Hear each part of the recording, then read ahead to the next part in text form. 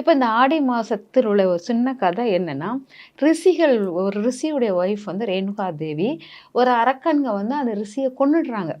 கொன்ன உடனே அந்த ரிஷி இறந்த உடனே அந்த ரேணுகா தேவி அம்மாவுக்கு வந்து கணவன் இழந்து வாழ முடியாது. அதனால அவ வந்து தீக்குளிக்க போறா. தீக்குளிக்கும்போது அவ தீக்குளிக்கிற நேரத்தில் மழை பெய்யுது. மழை பெஞ்ச உடனே அந்த பாதியிலே நின்னுருது. அப்ப அவ உடம்புலலாம் அந்த நெருப்பு பட்டு பொக்களம் பொக்களமாக முத்து போடுதல் அப்படிம்பாங்க பார்த்தீங்களா? நெருப்பு போட்ட பொக்களம். அதே மாரி பொக்களம் பொக்களமா வந்துருது. அப்ப சிவபெருமான் காரணம் இல்லாமல் இது நடக்கல. நீ இந்த ஊரை காக்கக்கூடிய எல்லை தெய்வமாக மாறுற. காவல் தெய்வம். அதனால தான் காவல் தெய்வமாக மாறி இந்த மக்கள அதாவது இவ்வளோ நாளும் வெயிலின் தாக்கத்தினால் பொசுங்கிக் கொண்டு இருக்காங்க. இப்ப வந்து அந்த வெயில் தாக்கம் முடிஞ்சு மழை பெய்யும், காற்றடிக்கும் ஆடி மாதத்தில். இந்த மழை காற்றுக்கு தொற்றுகள் வராமல் இவங்கள நீங்க பாதுகாக்க வேண்டியது உன்னுடைய பொறுப்பு. அப்படிங்கிறது ஒரு வார்த்தை. அப்ப காவல் தெய்வம் அந்த இதனால தான் தீ மிதித்தல் ஆடி மாசத்துல நடக்கும்.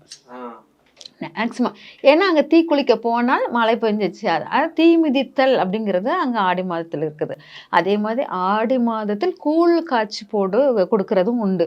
கூழுங்கிறது கஞ்சி, அதாவது கஞ்சி காய்ச்சுதல் அப்படின்னு தான் முக்கியமானது. கஞ்சினா அரிசி கஞ்ச காய்ச்சி அதுல வந்து ஜீரகம், இந்த வேப்ப இலை இதெல்லாம் போட்டு நம்மளுக்கு கஞ்சி காய்ச்சி குடித்தல்.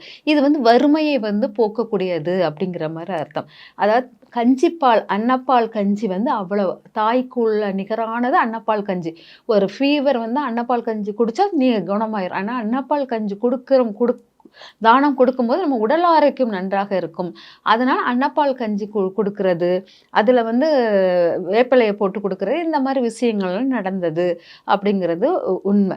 அப்போ அந்த ரேணுகாதேவி அம்மாவுக்காக, எல்லை தெய்வத்துக்காக நம்ம எடுக்கப்பட்ட மாதம் ஆடி மாதம்.